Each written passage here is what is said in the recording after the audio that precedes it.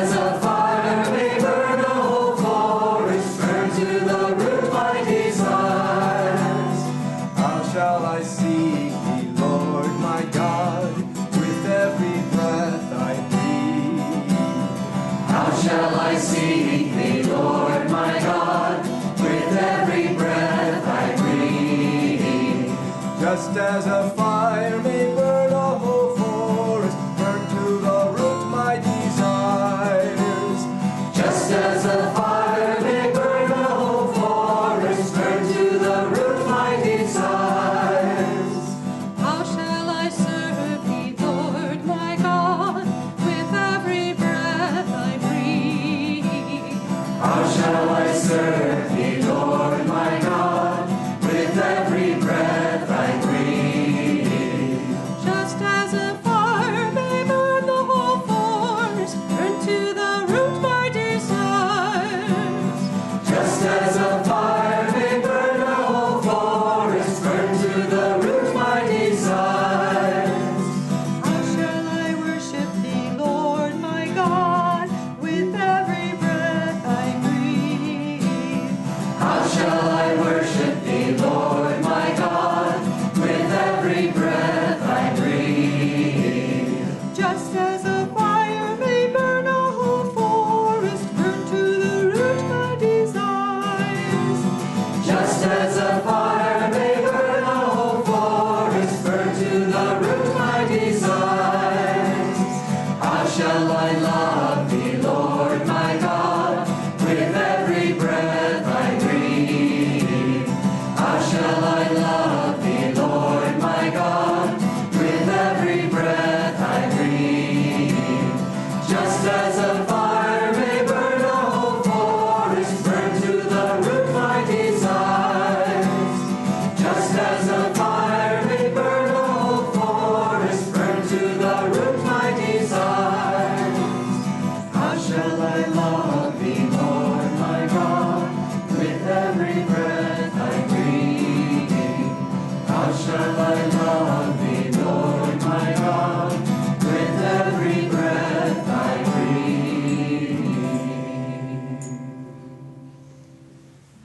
I'd like to welcome those of you who might be here for the spiritual dancing program and give a note of encouragement to those of you in yoga teacher training who are probably starting your teaching sessions this coming week, and all of you on personal retreat, and welcome also to our village members. So today's, I should introduce us. I'm Tagini Lisa, and this is Tiagi Peter, and it's our joy to be here with you today. So today's reading from Rays of the One Light by Swami Kriyananda. How high should we aspire? Truth is one and eternal. Realize oneness with it in your deathless self within. The following commentary is based on the teachings of Paramhansa Yogananda. The passage this week is from the Gospel of St. Matthew, chapter 5. I say unto you that except your righteousness shall exceed the righteousness of the scribes and Pharisees, ye shall in no case enter into the kingdom of heaven. The easiest explanation for these words is that they were spoken in criticism of the scribes and Pharisees.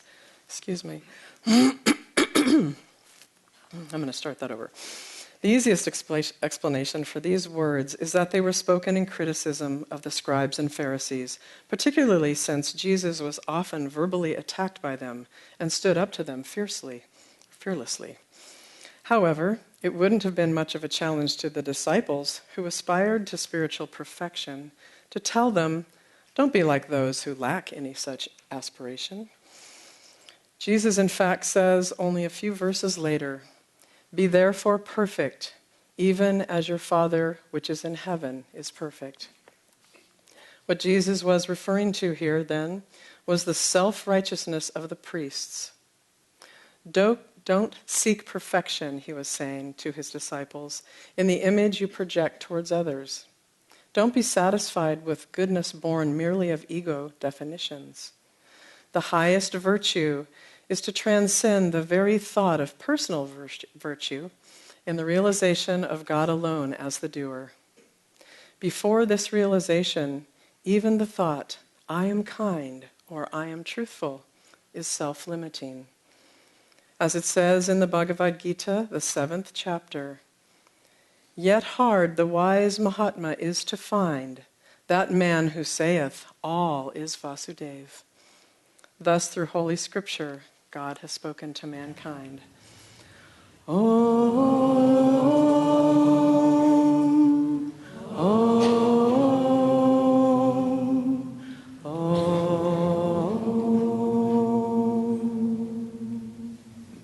This reading is from Whispers from Eternity. This is Yogananda's beautiful book of prayer demands. This one is on demand not to be enslaved by the ego or by ego-centered passivity. I want to use my will, but guide it ever, Father, toward the golden paradise of all fulfillment, for I would be infinity's smiling child, confident of being imprisoned no longer behind bars of fruitless desires and withered hopes. I would break the shameful cords of lethargy that have presumed to hold me and step fearlessly into freedom. Released, I now blaze my way through forests of every limitation and delusion. Oh, my little vain ego may strut proudly, saying, behold my glory, worship me. But I will look through its transparent form and behold thy unimaginable beauty, clothed in the subtle form of the whole universe. The silence-tuned hearing of my soul will ignore that tiny, boastful masquerader, my little self impersonating thee, and I will listen rapturously to the wind-borne fragrant music of thine own matchless voice, whispering across the ages, I am he, I am he.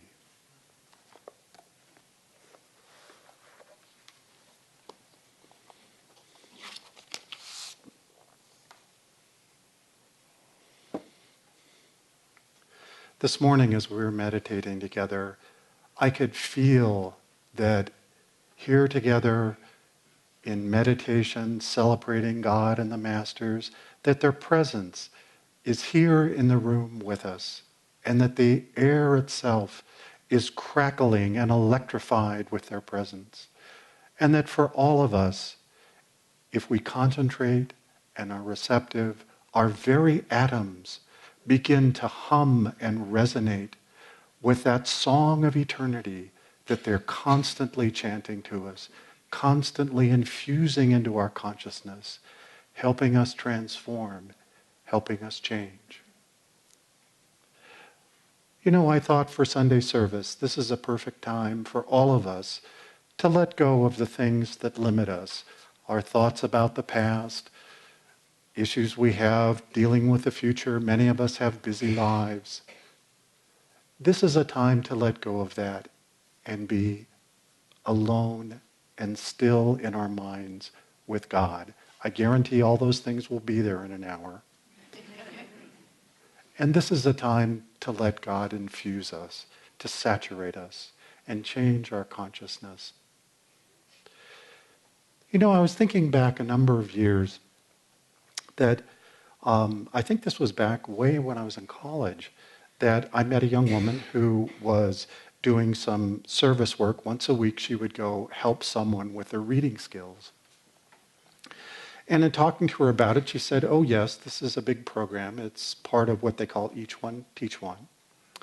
And I helped this one fellow with his reading. He was functionally illiterate. And what I do actually is we spend about half the time just helping him write his checks. That was actually one of his goals, is he wanted to learn how to write a check so that when he went in somewhere for his business, he could actually write the check himself. And I thought, what a wonderful service that must be, and a real help to the people that need it. And again, about 4 years later, I met someone else who was also doing this same program, and they told me quite a bit more about it. Told me about the fellow that founded it, a fellow named Mr. Lubbock. I remember that because it sounded like Lubbock, Texas. And she gave me a little pamphlet of it, and I quickly looked through it afterwards. And a couple things that struck me. One was that this fellow, Mr. Lubbock, he had figured out this whole system of how to take a tribe or a culture that had no written language, only had a spoken language. And so all their history was oral, all their business dealings were oral, and they really wanted a written language because their young people were leaving the village and they wanted to be able to preserve their history in written form. And so he would be invited into these small villages by these people who wanted a written language. And he developed a system. I figured he was probably some great linguistic scholar or philologist or just a brilliant man, probably at some big university. And he had figured out a way to take a spoken language and in 1 week transform it into a written language and train people how to speak it and read it. And then he would leave. And I thought, boy, that is a remarkable thing. And I remember in this little brochure, there were some pictures. There was one of some natives in a canoe, and they were all festooned in feathers and, looking like they were taking this kind of elderly man in the middle of the canoe to dinner. And he was actually going to develop the written language. And I thought, God, what a remarkable thing. I wonder what kind of training he'd had to be able to do that. And I remember the last thing was there was a picture of him at the end, this Mr. Lubbock fellow.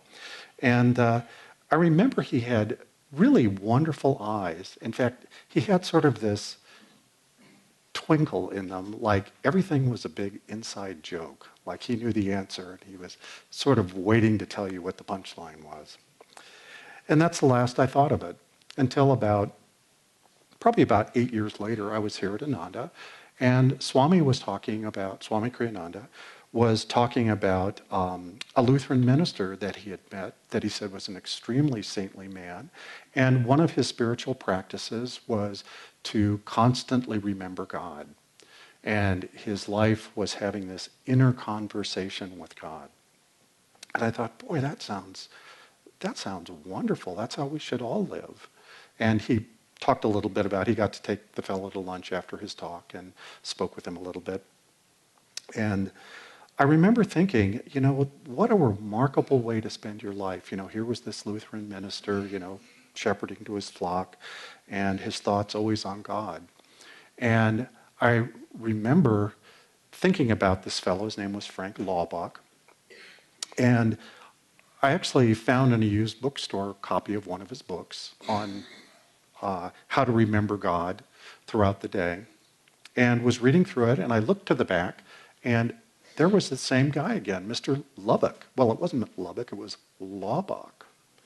And this guy was a Lutheran minister, and I looked back through the book very quickly because I thought, well, gosh, if this is the same guy as Each One Teach One, the system had taught 1 billion people, that's billion with a B, to read, that of course he's going to highlight it in here somewhere.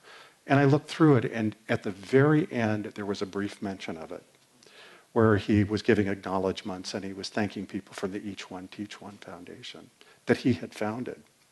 And I thought, how remarkable. Here was this man, a Lutheran minister, who has done this revolutionary change in the planet by training all these people how to read, and yet his whole focus was on his spiritual life. And that's what he was talking about in this book as the thing that was most important.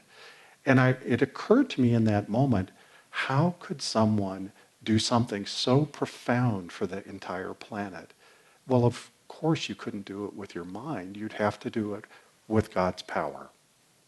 And of course, a work that was that huge for the future of the planet could only be done by someone who was channeling God's power, not their own little tiny ego, and braying about how brilliant they were. Very quietly behind the scenes, he was teaching all these primitive peoples to read and write in their own language, and even people in our own culture.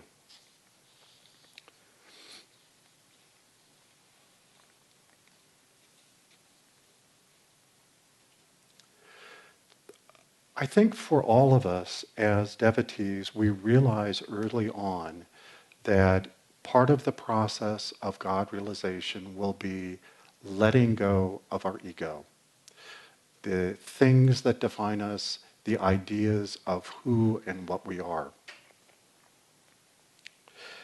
I was struck by several of the recommendations that Paramahansa Yogananda made to people when they would ask him questions about what they should do with their lives. One that caught my attention the first time was a man who had tried many different professions and had sort of been a failure at all of them and hadn't enjoyed any of them. And he finally asked Yogananda, what should I do with my life? What should my area of service be? And Yogananda thought about it for a moment and he said, you should be a mortician. And so he went and learned how to be an embalmer and worked with helping families and taking care of their deceased loved ones. And he was very happy. And finally, he was a success in his life. What a strange recommendation. And yet, that was appropriate for that man, for his particular karma. Another fellow had asked Yogananda if Yogananda would help him select a wife. And he decided it was time to get married. And so he actually came in with a list of possibilities and sort of started going through them. And Yogananda said, oh, her? No. Her? Oh, no. No, no, no, no. I think, why don't you go think a little more? And sent him away. And he came back and they did the same process again. He went through a list and Yogananda kept saying, no, that's not the right one for you.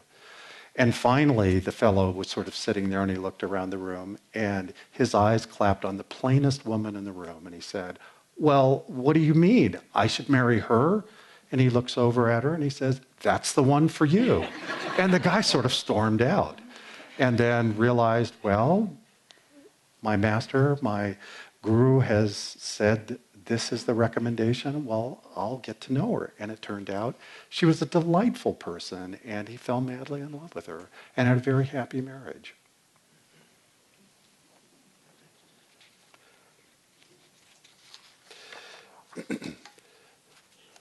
Many years ago, when I had just finished my medical training, I remember I returned to Ananda. I had been here for several years and then took 1 year to do my final year of residency training in medicine. And I'd been back for about a week and really hadn't thought much about what I was going to do for the future. I'd finally gotten to the point where when I stopped moving, I didn't fall asleep. I had spent a year of basically not sleeping, and so it took me about a week of sleep to get caught up. And I just happened to be sitting in a room with Swami at the end of a tea, and people were sort of filing out, and I was still sitting there, and he looked over at me and he said, well, Peter, so you're done with your medical training? And I said, yes, I'm done. And he said, that's good, because you don't need to do medicine. And I thought for a moment, and I said, okay, I don't mind. I'm happy to do it. I have the training now. And he said, well, let me change that. In fact, I would say you shouldn't do medicine. And I was a little nonplussed. I'd just spent 6 years training in it and figured I'd probably do something in it. At least the community needed health care. And he looked at me again and he said, no, I mean that. You should not practice medicine. And I said, okay. And so I spent about 1.5 years where I just worked in the ministry office and did projects that were focused really in the ministry. And occasionally someone would come by and show me a rash and I'd write a prescription for them. Or I'd be at lunch and they'd put their foot up on the table in front of me and go, what's that?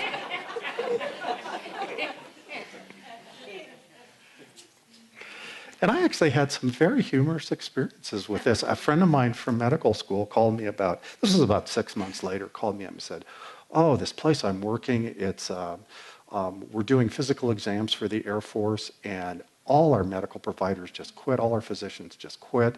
Is there any chance you could come like 1 weekend a month for 6 months and just help us? We just need, and it's very easy work. If you just show up and do this, you speak English, you're qualified to do this. please, please, please come help us. And I said, okay, what do I need to do? Of course I'll help you. He said, well, it's real simple. Just send all your information to our director. He'll go through everything and he'll give you a call. And so they sent me the paperwork. I mailed it off to them, and lo and behold, a week later, I got a phone call, and it was this fellow on the phone. And he was sort of reading through everything in my questionnaire, and he said, boy, this all looks great, and he explained a little bit about what we'd be doing. And we sort of got to the end, and I said, well, when would you like me to start?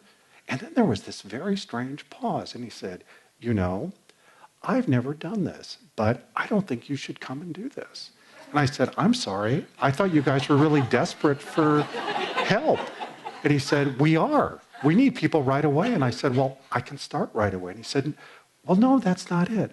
I really don't think you should call it. You should come do this. You shouldn't. And I said, really? And he said, yes. And, you know, and don't call me again. Click. I'm serious. And I had a few other experiences equally as amusing over the next year and a half, but that was sort of that. Other than a few little things, and finally it was to the point I thought, you know, I should at least have a few medical instruments here. If someone gets a laceration, I can just sew it up. I don't mind doing that. And had the thought, well, you know, maybe it would be nice for the community if we just had one place nearby, and then even other people in the area. I didn't think that many people lived out here, maybe 300 or 400. And I thought, you know, if we did something very simple, maybe we'd see people like 3 mornings a week. It would be sort of, I could just do it in my extra time, and just a nice service for everyone, nice for our neighbors too. And so we put a few $1,000s into renovating an old storage shed after we moved the backhoe that was in there out. We sort of painted it and made it nice, got a few little things to, you know, tap on people's knees, look in their ears. I think we spent all of about $4,000 or $5,000 to do the whole preparation. And I remember I had a chance to ask Swami. I said, you know, I was just going to do this small thing, and I just wanted to check that that was okay. And, you know, I just saw the need for it, and it would actually make more sense for me to do something there rather than having people come in all day at my other job. And he looked at me and he said, oh, no, that's a great idea, Peter. A great idea, Peter. You should do that. That's exactly what you should do. And I said, excuse me? Yes, this is a great thing to do. I think this is probably going to be very successful. And I said, oh, I'm glad to hear that. It's not what I expected. So we opened our first day, and I figured, you know, we hadn't really advertised. We just put a little open sign up in the window. And I was kind of hoping maybe we'd see 1 or 2 people that day. Well, we saw 10 people on our first day. And that was the fewest number of patients I ever saw after that. And it turned out we need to be open every day. In fact, my weekends were busier than the week. And I was getting calls at 2 and 3 in the morning with people with emergencies. And within 6 months, I couldn't do the whole thing by myself anymore. I needed someone else to come in and actually help see patients. We had so many. About this time, Swami came over to visit and kind of see what we'd created. And he came in the door and looked around, and I said, you know, Swami, I was having this idea. You know, maybe when I meet with patients, the first thing I should do is pray with them, have us both pray together and kind of get our energies blended so that we, you know, the highest spiritual outcome can happen. What do you think of that? And he looked at me and kind of stared at me for just a moment and said, get X-ray. I said, what? He said, you should get an X-ray unit. I said, I don't know how to take X-rays. He said, you should get an X-ray unit, and left. So we did. We got one. So I had to learn how to take X-rays, develop X-rays. That was back in the days. It wasn't like now where it's all digital. It was actually you took an X-ray, you dunked it in a water bath, you dunked it in a developing bath, you dunked it in another water bath, and then you hung it up wet and did what they called a wet reading, because it was still wet, in a dark room. And for a long time, that was a big part of what we offered. We had gradually, as things became more available, we didn't have to do that anymore. But for a good 20 years, we took X-rays regularly. I thought there was a tremendous lesson in all this around um, understanding how Swami had encouraged me to work with medicine.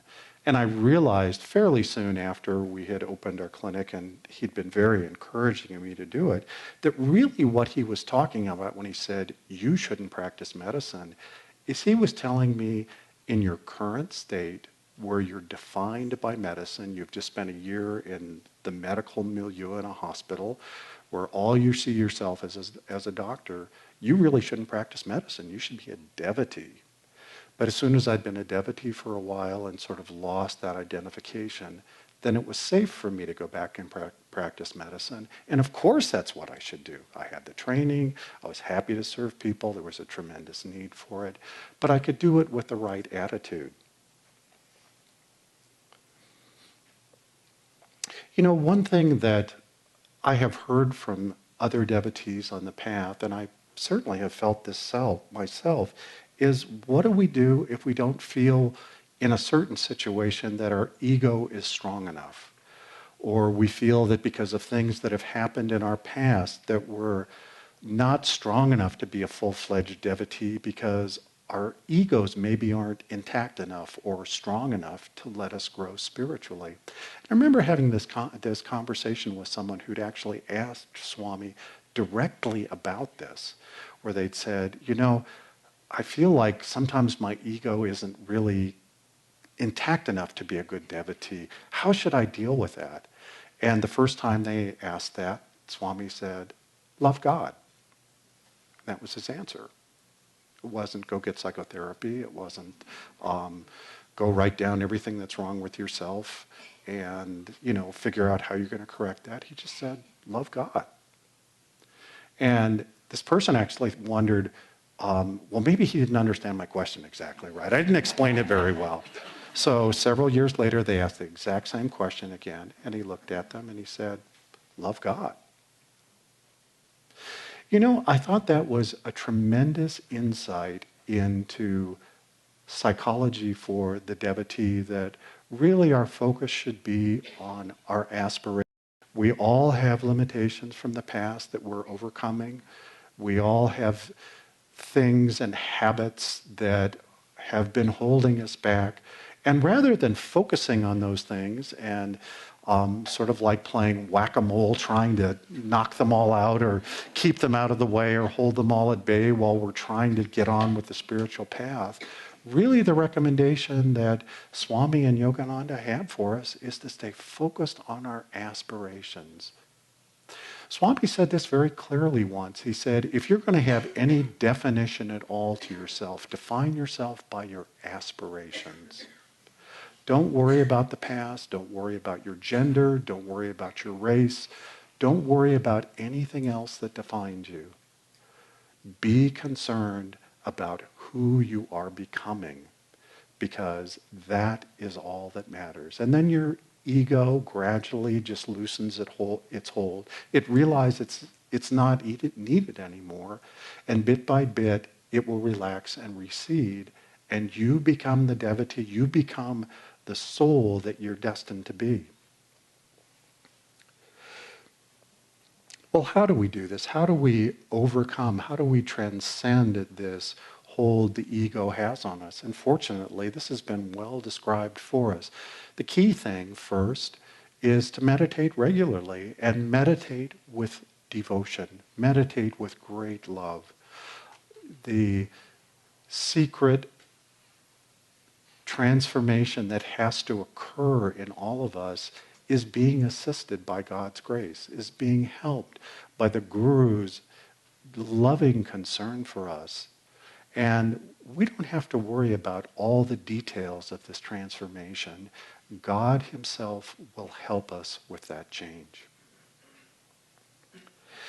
So much of what has come out in our scientific literature, particularly in the last 5 years, has been just stunning, the effects that meditation have on us. I mean, I just thought it was phenomenal 30 years ago when we began to understand that meditation not only was very helpful, beneficial in terms of changing how our mind sort of functioned and how our thoughts function, but it actually began causing not only functional changes in our brain, but caused structural changes, that our brain actually began to change in ways that were helpful in helping us grow spiritually. And that you could actually see on all sorts of testing equipment how much a devotee's brain would be changed if they meditated regularly. Well, in the last 5 years, it's gotten even really much more phenomenal than that in my mind. I remember reading many, many years ago that Yogananda very quietly said once, if you meditate, it will change your DNA. And I'd have to say, I don't see how that's possible. We inherit this genetic code, and about all that we can do to it is, mess it up. If we smoke or we do other unhealthy things, that can damage it, cause mutations. People get cancer, or, their genes express diabetes or other things. And I thought, I'm sure it's very helpful that we meditate. It probably has good effects in some way on our DNA, but it didn't make any sense to me that you could actually quantify that. Well, it turns out it has tremendous effects on our DNA, on the actual nucleus of our cells. And what has been shown is that, in fact, the health of our DNA, the robustness of our DNA, what you could actually call the biological age of our DNA, not just the chronological age. Like I could say right now, I'm 64 years old, okay? But as someone who meditates regularly, and if we pulled out and looked at the DNA material in each one of my cells, it might well show that my meditation practice, this given by the guru, has actually biologically kept me quite a bit younger. In fact, a number of years ago, I was being interviewed by the Times of India, and they were asking if I had noticed, because I was kind of in this unique position of taking care of a community of regular meditators. And I would often say, I have such a schizophrenic practice, because on the one hand, I take care of people who do everything right. They eat well, they get exercise, they even meditate regularly. They try to have happy thoughts. And then about almost half my practice is very indigent people, many of whom have horrible lives and mental health issues, and not all that many people in between.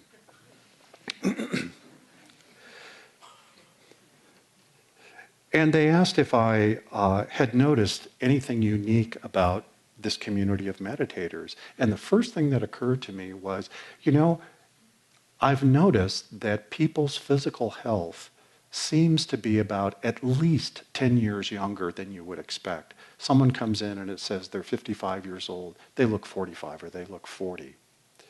And I wondered, how was that possible?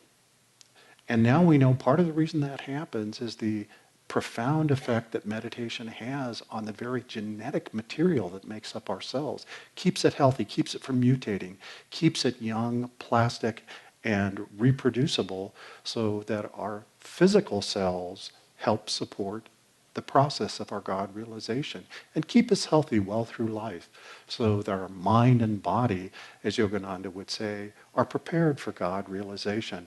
When Yogananda talked about our central nervous system, he said, remember, for every person in every religion, their experience of God comes through their own nervous system. That's the one true unity between all religions, no matter what you believe externally, is that your realization of God will come through your own nervous system. And just like all our nervous systems are unique, we are all neurological snowflakes. No one else has a nervous system exactly like yours. What Yogananda would have said is that we're all spiritual snowflakes. No one else in all of history of all of eternity will have the exact spiritual experience you will. In the end, our spiritual path is all unique and true only really to us as an individual. I know when Master would talk about the experience of God realization, I actually have an old tape, very scratchy and grainy when you listen to it, where he's talking about this experience of God realization. And he said, you have no idea what tremendous power is in God. If God came to you right now, you'd be electrocuted. And this 1,000,000,000 watts of spiritual power, this 1,000,000,000 watts of spiritual transformation, is something that all of us can experience over time. I was thinking this morning in the reading that Swami had for us, it so much echoes this thought that God is truly egalitarian in how he deals with all of us as devotees. That he's constantly waiting, constantly watching, there to help us if we are interested, and quite happy to let us just work our own lives out if we're not. But the helpful thing is to remember is that we have so many blessings, so many helpful energies impinging on us, constantly helping us in this transformation. And if we ask, so much more is given to us. And if we offer that which we've been given to others, if we transmit this power, act ourselves as a channel of spiritual power and blessings to others, we will be transformed in that process. And this idea of an ego becomes less and less of a reality, let alone a definition. That it no longer is what defines us and tells us who we are. In the end, all we feel is God's light, God's purity, and God's love. And that's all that people feel from us, is a window to the infinite. And our soul is expressed purely as light, love, and wisdom.